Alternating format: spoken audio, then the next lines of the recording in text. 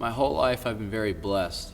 Growing up as a church kid, I had parents who got along really well, and they'd always encourage my brother and I to be more involved in church activities.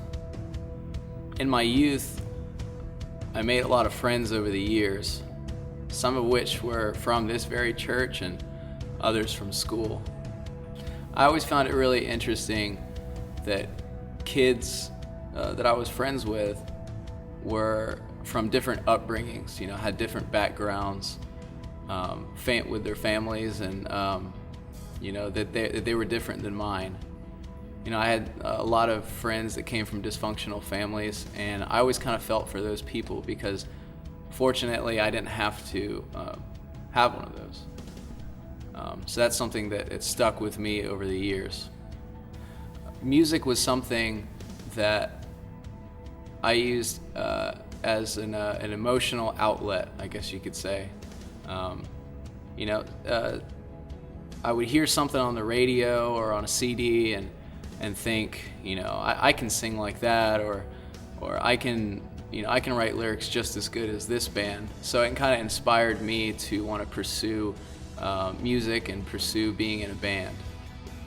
In late 2007, I started a band called A Hope for Tomorrow, which later took the name Set Free.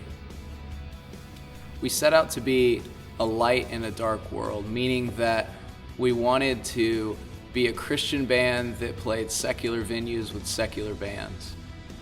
Now, while we were touring for the past couple of years, we met a lot of really cool people, and one in particular that really stuck out in my mind was a guy named Q from Cincinnati. Q was a local promoter who invested his time into people by creating a music scene for the youth in Cincinnati, somewhere for them to go and do something more productive with their time. As much as Q invested his time into people, I really think he just wanted to be heard himself. Weeks later, after Set Free decided to stop being a full-time band and focus on other life goals, we got a message from Q on our Facebook.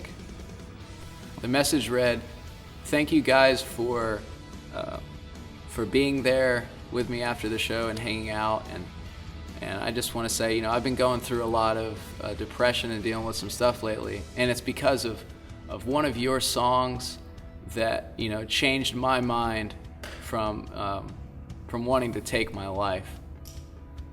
And it's stories like that kind of hit home with me, and that can kind of just put me in check and carry me throughout the week.